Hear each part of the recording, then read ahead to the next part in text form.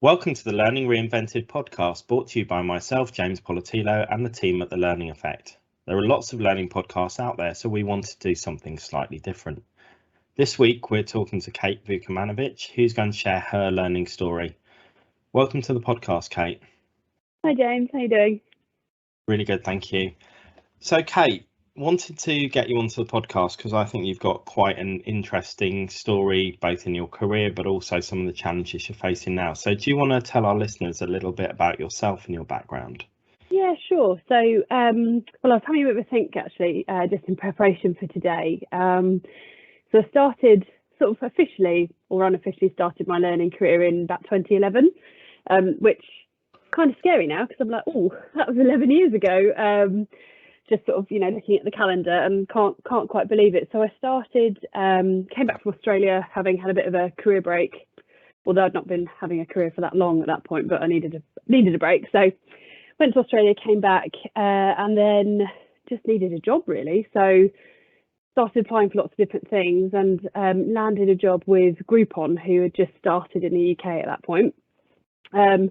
Didn't really know what I was getting myself involved in at all, but got started in a startup, which was really exciting, very fast moving, lots of change. And originally I was doing recruitment, but it quickly transpired that we were recruiting, lots of people into the business, but we were also losing them pretty quick as well. And the root of that was that they were not having a great time kind of once they got in because they didn't really know what they were doing. So I was tasked with my first bit of training, didn't quite realise it at the time, which was inducting people into the business.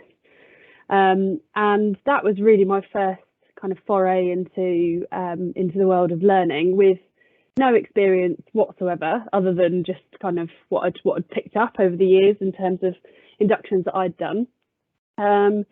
And from there, it kind of snowballed. So I went from doing inductions to getting my kind of L&D qualifications through CIPD, which was long, but I'm glad I did it. And then, we had a great L&D team, which grew from sort of 1.5 of us to there were 6 by the time I left. And then I went from kind of tech sales startup to a 200-year-old brewing and pub business. So moved over to Fuller's, again in a very sort of traditional training role, so lots of face-to-face training, as it was, I say, in those days. It makes it sound like it was the Victorian times. It wasn't. It was only about 6 years ago. But so moved over to Fuller's and really enjoyed the kind of variation of working for a really old business and all of the kind of interesting things that brought. And as you know, that was my first opportunity to then have to get involved in a digital project. So we introduced a digital learning platform, and I kind of headed up that project, which was really cool. And then once that had rolled out and everything was going, I then decided to make another change and moved over to the British Retail Consortium, which is where I am now.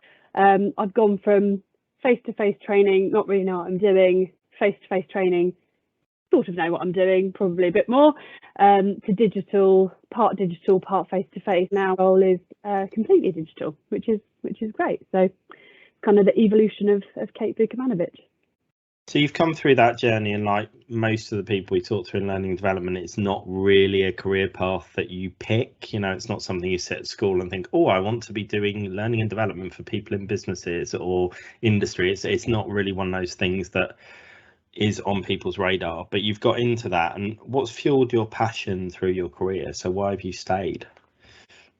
That's a great question. I think right from those early days at Groupon, you could see the impact that just a little bit of investment in a person, you could see the impact that made. And it's a real, probably sounds completely cliche, but it's a really great feeling to know that you've kind of helped somebody with their career, and to get the chance to kind of do that every day, in a face-to-face training setting was brilliant. And then I must admit, once I kind of got into the kind of digital learning world, to then see that happening across thousands of people, and how the stuff that we were working on at Fuller's and now the things I'm working on at the BRC, like how that impacts like hundreds of people there and thousands of people, it's pretty phenomenal. And I think there's a real feel good factor. So when people say, you know, they don't particularly enjoy their jobs, or there's elements of their job that they enjoy, I would probably say I enjoy pretty much all of my job, because everything is about helping others. So yeah, I think that's probably what's kind of kept me interested, really. And it's changed so much in the last 10 years. You know, how we deliver training and the principles have stayed the same, but actually how we do it is just it's such an innovative space to be working in. So I think that's kind of what's kept me interested.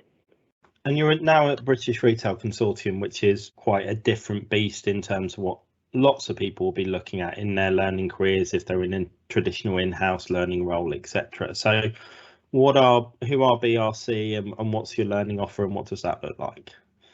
Yeah, so BRC, so it's almost, and again, I was sort of thinking about this last night, but the BRC is probably somewhere between a startup, like Groupon was, and this really established business like Fuller's was. So I'm kind of somewhere in the middle. And I guess in terms of what we do, so the BRC main, as I would kind of call it, are a membership organisation, trade association for retail.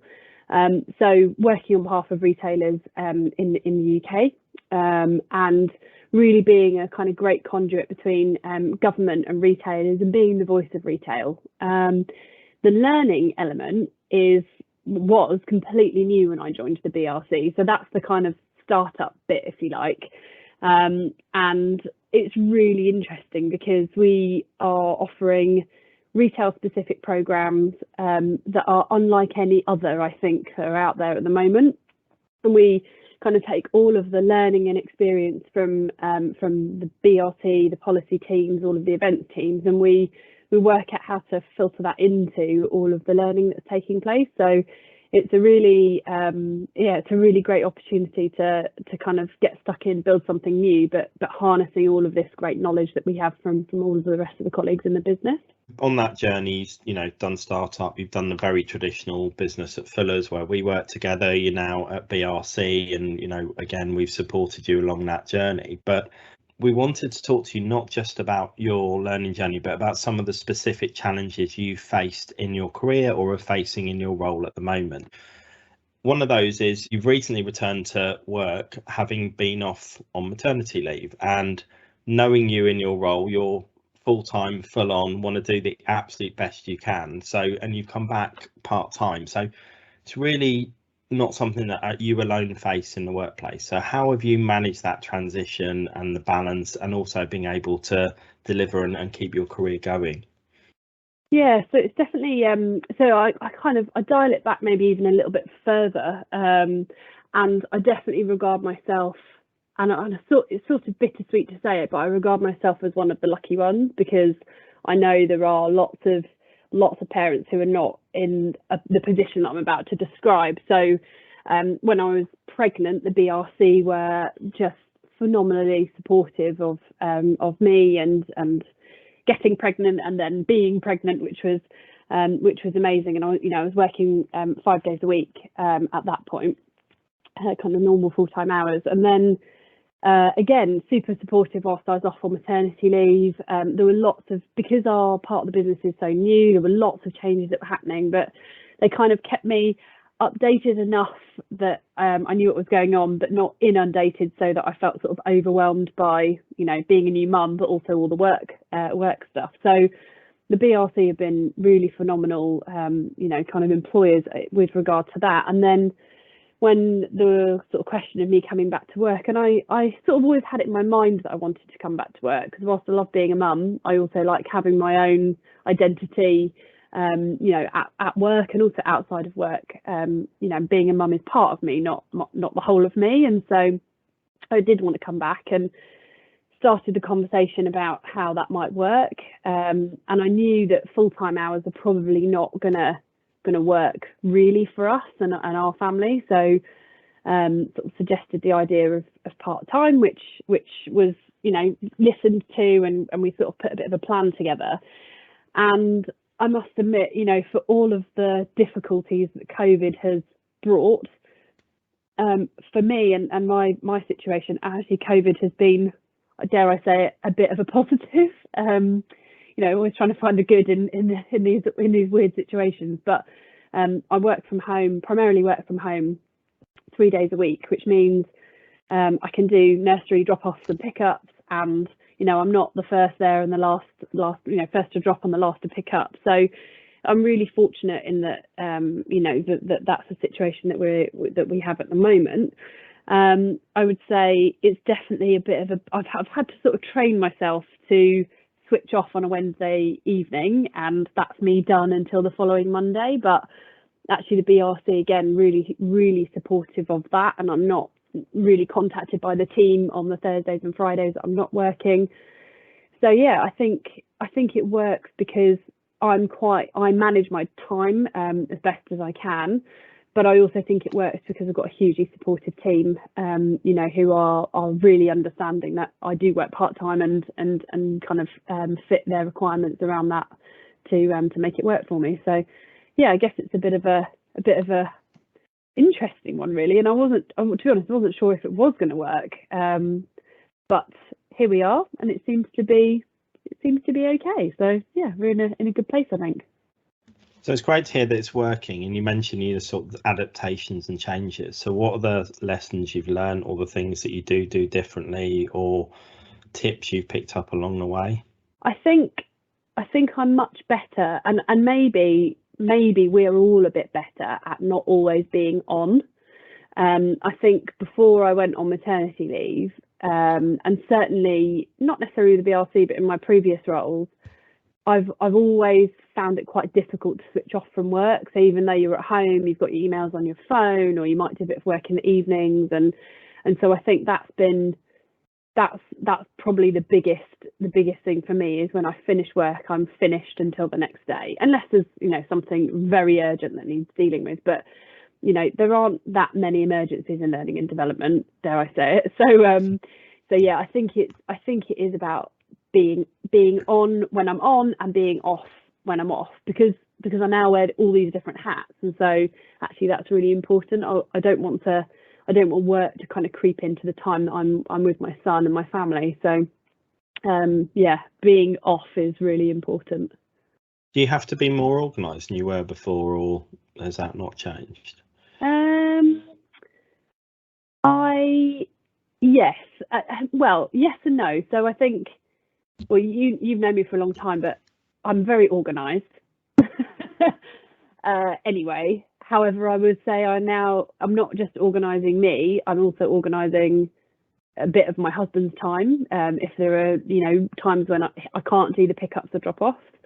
And I'm also organising, all the things that are going on for my little boy. So yeah, I suppose I do need to be more organised, because I've just got more people to think about than just myself. So it was definitely a simpler life before I was a mum, but yeah, organisation is really important, and and just like I say, kind of managing your time and the expectations of the people that you're working with. And like you said, you've taken your role down to 3 days a week. You were previously 5 days a week. That role hasn't changed massively, because you're still doing the same role. So again, we see lots of things in the press about people moving down to 4-day weeks and challenges of that, etc. But you've moved down to a 3-day week. Are there any things that work have had to do around the edge of that, or apart from respecting your time, is there anything that's happened around your role or around the way work operates, or anything else that's allowed you to adjust and continue to support the business in the way you do? Yeah, so my boss said to me when I came back, this is a 5-day-a-week role, it's full time. So how do we manage that? And I'm really fortunate in that I've got as I said before, I've got a really supportive team. So and I don't lump work onto them, but there are things they can do in my absence. So everybody's kind of got admin access to our digital platform, etc. So if there are small things that need doing, they're not wholly reliant on me, which previously I would have said, no, it's fine, I'll do it. So actually it's good, because everybody's got a bit more autonomy, which is great, great for the team and great for me.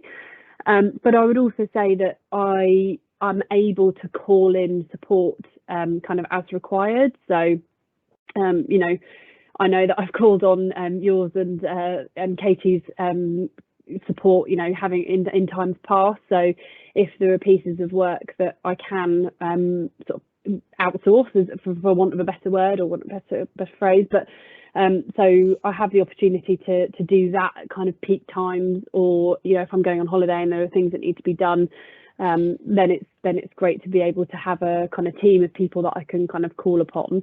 And it's not something that I have to do very often, but it's great to know that it's there. And I've never felt like I'm trying to squeeze 5 days into 3. And I'm also just really honest and have said to people, you know, in the team and outside of the team, if I'm at capacity, then I have to reprioritize, and there are some things that will need to just be, you know, pushed into the sort of longer grass. And I think it's just managing, like I said before, managing people's expectations around that. Yeah, because one of the things I think that people struggle with is that ability to say no and to keep those boundaries. And, you know, I think you do that really well in your role of knowing what your capacity, what the team's capacity is as to what you can deliver. But also looking back at some of the transitions and changes people take is, you know, early on in people's careers, people tend to want to own stuff, take control of it. And particularly some of the roles you've done where you're starting up projects, etc., you're moving at such speed where it is hard to keep everyone up to date and to be able to have that ability for the team to feed off you. But that ability to not be that island that everything rests on you or you're completely indispensable, I think makes us all able to have a holiday, look at our lives slightly differently, take a slightly more relaxed approach at certain times, and, as you said, occasionally be off. Because I think pandemic and COVID has helped us to sort of see those things as more important. But the actual behaviours that underpin that and the drivers within ourselves, I think, are sometimes the challenges to that, because we want to feel relevant or we want to feel involved all the time. So, you know, that it's as much creating a physical space, but it's also creating that attitude in yourself of being able to go, I can step back, I've got other things to balance, and I'm not completely indispensable. And I think that's it. You sort of hit the nail on the head there. And certainly, you know, when we were working together and I was much earlier in my career, I definitely had that of, you know, well, you know, I can do that. I can, you know, oh, you've got more stuff to do. Yeah, I can take that and I can help you and give it to me and I'll look after it. And, you know, and it was all, I did find it really difficult to say no. I think now I have to say no, because I can't do everything, and actually it's not healthy for me to do everything, and it's much more balanced. And actually my sister-in-law and I were talking about New Year's resolutions at New Year, funnily enough, and we sort of said, actually maybe it's better to have a New Year commitment. And my commitment for this year is about balance, and like I said before, I wear many hats, and so I can't be everything to everyone, and if I try to do that, I'll do lots of things really badly. So I'd much rather take on the stuff that I know that I can do, get support for the things that I know I'm going to need help with, and that allows me to, you know, turn my laptop off on a Wednesday and then be mum for, you know, Thursday, Friday, Saturday, Sunday, and it's a much less. If I could have told my younger self, you know, how to be less stressed, it would be work when you're working and enjoy yourself when you're not. And, you know, you don't always need to be on, because like you say, you know, no one is indispensable. And I think you get into that cycle of thinking that you need to be doing everything and always saying yes. And yeah, I think the further into your career you get, the more you realise that is not actually true, which is nice and refreshing. Absolutely, and I think great lesson: work when you work and don't when you don't, and enjoy yourself. And that balance again allows you to hit work refreshed, etc., or not necessarily refreshed, as we both know, having small children, you don't always come back refreshed, but a change is sometimes great as well. Sometimes coming to work is the refreshing bit. Yeah. Absolutely.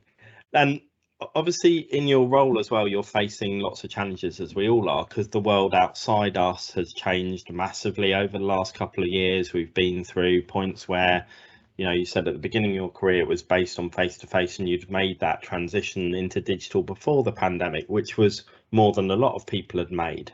But what are the challenges you're facing now as we're hopefully coming out the other end of the pandemic in terms of looking at your learning offer and what's the right offer going forward? Yes, I think we've, so our business is, you know, whilst I was on mat leave and since I've been back in the last year, which I can't quite believe it's been a year, but that's just flown by. But I would say it's been a steep learning curve for us, because the programs we were running previously were all face-to-face. We didn't have any online digital offering at all. And then suddenly, you know, whilst I was on maternity leave, we were plunged into this, as everybody was, you know, what the hell do we do now? And so it, you know, it all went online because that was the only option. And it was, you know, it was pretty rapid. And what happened was, you know, the absolute best that the team could do in a short space of time. And my God, did they pull some stuff out of the bag? You know, I'm sort of in awe when I came back from mat leave. And where we're at now is that there's a few things actually that have been really interesting since I've been back. So it's always been very apparent to me that people, generally speaking, people like learning at their own pace. They like to be able to pick things up when they want to, and learn in a time and a kind of an environment that is right for them. So, and also the value of learning over an extended period is huge, and we all know that. You know, if you do a crash course in driving, you're probably not going to be quite as great a driver as if you had been learning for 6 months, you know, once a week. So there's definitely been a bit of a review in terms of how we deliver our training. So last year, our kind of flagship programs, which are the BLC Leaders Summer Schools, so we run two cohorts for those. But last year that was all online over a 3-month period, which was, you know, the absolute best we could deliver. And we had lots of interactive sessions and group coaching online, and we utilised lots of different pieces of software and tried to make it very interesting.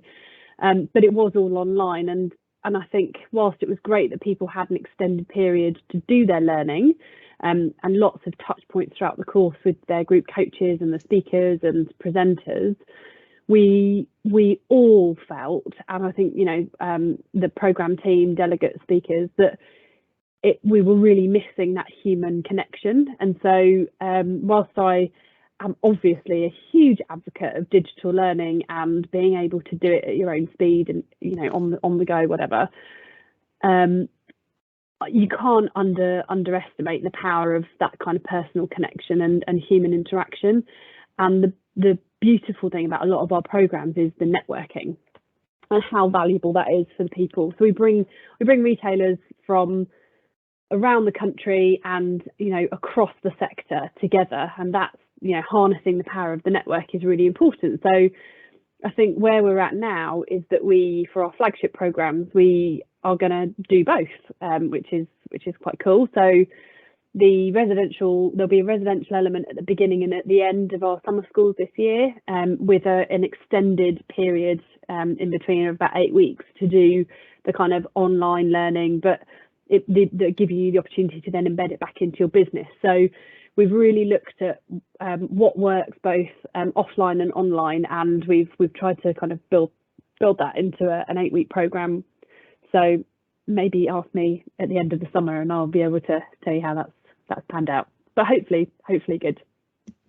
And how's that transition been? Because, you know, you before were 100% face-to-face in some of those programs, then you went to 100% online, and now you're unpicking to, as you said, hopefully having the right blend, and it will be the first time you've done it, so I'm sure most of it will be right, but there'll be lessons learned and adaptations you make as things go forward. But how have you made that transition back and kept check on yourself and the teams? Because you'll have some people who love face-to-face, some people, you know, how have you made sure that you've made the most balanced, sensible decisions during that process? Yeah, so what we've it's quite interesting. So last year we have if I look at the summer schools as an example, so there are four lenses that we have within the summer school, and the lenses are kind of championed by an individual or a company, and so the face-to-face elements are really giving all of the delegates an opportunity to kind of get up close and personal with the lens owners, as we call them, ask them lots of questions, listen to them speak. These people are incredibly passionate. So the four lenses are people, planet, profit and purpose. So pretty big, chunky subject areas. And so we're giving our delegates opportunity to get really close to those, really quickly, really close to those different lenses. And then the kind of work that will precede that is really then kind of getting into the nitty-gritty of the kind of models and theories, but also the group coaching, so putting it all into practice. So I think that's how we've tried to sort of balance it for this year, and to kind of deliver a program that gives people opportunity to kind of make those connections and the network right at the beginning, and then work with those teams over the 8-week period before then kind of consolidating it all at the end in person. So yeah, we've tried to really think about where the most useful places for the kind of face-to-face and then the long form content. So we're introducing things this year sort of more strongly, like podcasts, so people can listen to it on their commutes if they are commuting again, and sort of the longer form content, and really just trying to make it the right content for and interactions for the kind of the right situation at that time.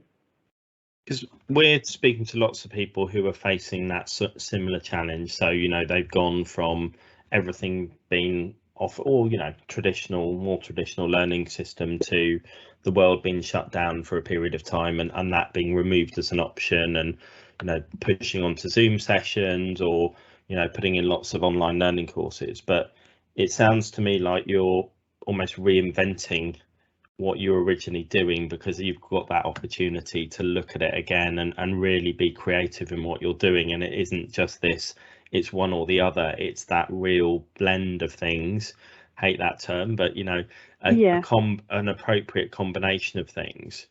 What have been the biggest challenges in trying to make that work? Because I know it's not an easy challenge that people face, is to think about things in a completely new way, be creative, go back to people and, tread on things that were sacrosanct to people, or suggest things that are completely new. So what's been the biggest challenge for your team as part of that process? I think the biggest challenge, so I guess the biggest challenge we faced originally was, how do you take a completely face-to-face program and deliver a similar experience and similar learning via a computer? And I think what we quickly learned was that wasn't going to happen. What we needed to do was really think about what we wanted to deliver and how we were going to do it. And yes, whilst the network element was really important and people getting to know one another was really important, we knew we were going to have to adjust that whilst it was all virtual. And I think we have now looked at what we did last year with that, that kind of, okay, we've now been through this process, and then really worked out like where the human, how can we leverage the human interactions to make that feel really special.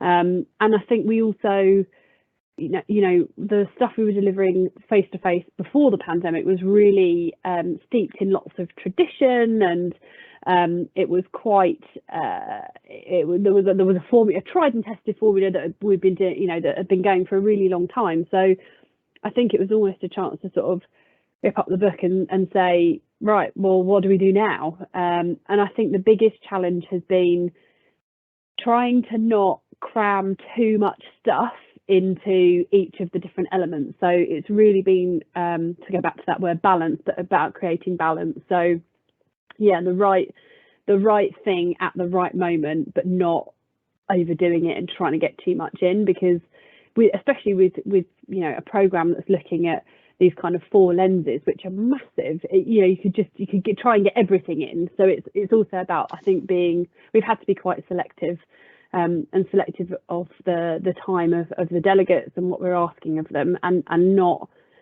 just piling more stuff in because it's online, as often will happen. People just go a bit crazy with extra reading and all of these extra things you could do. So I think we're trying to be quite measured in what we deliver and how we deliver it. Yeah, and I've seen that both in your approach to content, but also your approach into learning experience as well. So you're looking at varieties of different types of tech along the way. It's not just let's bung some learning online and have some sessions in between and you do some pre-work. You're actually looking more holistically to what tech can support, what other additions can be, but you're not trying to put everything in overnight as well. I think that longer term view you've got for a program building and building your capability in BRC, because again, you said it's a startup. You are a couple of years into running a new learning business. So I think having that vision and testing and learning and adding new things to what you're doing and engaging with your customers, I think is a really great lesson for people who aren't necessarily in a learning business, but delivering learning into their business as well, because you don't need to achieve everything overnight and you don't need to do everything just now because you've got that content or because that technology is available. It's about the right time when you're ready and looking at learning experience. And I think that's it, actually. It's our learning platform, the platform that we use, has got lots and lots of functionality, and we use a good chunk of it. And each time we're planning a new program, I'm always thinking, and it's my job too, but I'm always thinking about is there any other features that we could bring in that would enhance the experience of the learner, but it's also about, is that the right thing to do? So just because we can do it doesn't mean we should do it. And there's definitely been a good amount of that, I would say, over the last year, in that we don't just turn on functionality because it's there, and sometimes, and it might be simple things like integration, like Zoom integrations is a great example. So we can run all of our sessions through our learning platform, all the Zoom sessions, if we're doing those. But actually, is that the best user experience, or do people prefer to use their Zoom app on their desktop? Probably that's the answer. We thought, and it turns out that is true. So actually, a calendar invite, which feels a bit old-fashioned and not necessarily that well connected, but that's the better way for the learner. So although it's easier for me to set up all of our sessions on Zoom through our learning platform, that's not the best thing for our learners at this moment in time. So yeah, I think it's not just about throwing functionality at a program and it being seemingly all singing or dancing, but and it's kind of nice and shiny from my perspective, but not the best user experience for the learners. And I think that's key, and that's always been part of one of those mantras you've had, is keep, what's it like for the learner, not necessarily the learning team, what's it like for the learner and the learner experience. Yeah, and I think if, I'll say this gently, but as a digital learning manager, if things are a bit clunky for me in the back end and a little bit complicated in the back end, I'm all right with that, as long as it's a great experience for the learner. I mean, I'd like it to be really smooth and straightforward, and for the most part, I'm quite lucky that it is. But it's you've always got to be thinking about the learner and how it's going to work for them. And if you're making any changes or putting in anything new, just having their experience kind of front and center, not just what might make it easier for us or the program designers or whoever it might be that you're working with. I think that's really helpful and useful to think, drill it back down to those basics. Don't, as you said, you may have thought one thing would be better, but testing that out, understanding what really works for learners is key. So we've done a bit about your background. We've done a bit about where you are now, some of the challenges you're facing. What next for you in the BRC? So, it's cool. So we have sort of peaks and troughs with our learning, which is nice because it kind of gives us an opportunity to regroup. So we've had our regrouping time, which was sort of before Christmas, and now it's full steam ahead. So we've got our BRC Retail Masters, which kicks off at the end of February. I was going to say March, but it's not. It's the end of February, which is the first hybrid program we'll be running. So that's 2 days online, 3 days in person at our brand new shiny building in Covent Garden, which is great. So yeah, good chance to sort of road test both the program and the building, and how all of that is going to work. And then it's full steam ahead for the BRC Leaders Summer School. So yeah, the planning for that. We finished summer school in August, and the planning for summer school 2022 started the first week of September. So there wasn't a huge amount of downtime, but it's already shaping up to be a brilliant course. So we are uploading and confirming speakers every week, which is great. All the plans are underway. We've just announced that the new home of the summer school is going to be Ashridge Business School.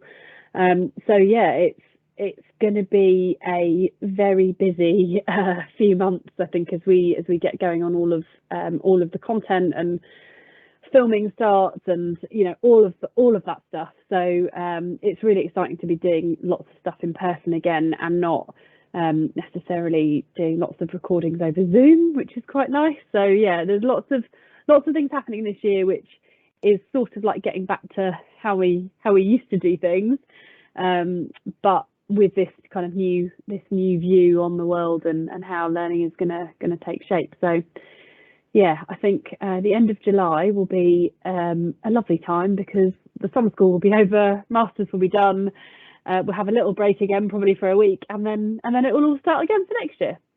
But yeah, really exciting times, because you've got that first real fruition of that, bringing that face to face, that tradition, that innovation, the tech, all of those learnings together for the first iteration. As you said, it will then deliver, be mentally busy, and then you'll be on to what do we do to make it even better the following year.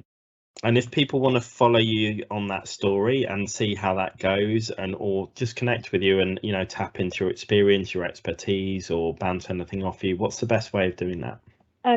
So for professional contact, I'd say LinkedIn is probably the best place to find me. So Kate Vukomanovic, which just type in Vuko, you'll find me on there somewhere. You can also follow all of the goings on BRC, the BRC Learning channel on LinkedIn. So with lots of updates going on there, all the speakers and all that sort of stuff, which is great. And then the other place to find me is on Instagram, but I don't really talk about learning on Instagram. I talk about baking, which I do a lot of with my son on Thursdays and Fridays. And cold water swimming and various other things. So yeah, those are kind of the main channels, but always very happy to answer any questions or share any of the experiences that I've had that might be useful to others. So yeah, it's been lovely chatting to you, James. Absolutely, and thank you for that, Kate. We'll share all of those links in the show notes below, so people can get in contact via LinkedIn, follow you on Instagram, or whatever they want to do as well. So thank you for joining us, and it's been great to catch up. Lovely, thanks, James. Thank you for listening to this episode of the Learning Reinvented podcast. We hope you enjoyed it. If you've not already done so, please follow our podcast. And if the Learning Effect can help you and your organisation, please do get in touch. You can find both James and Katie on LinkedIn, and our contact details are in the show notes below.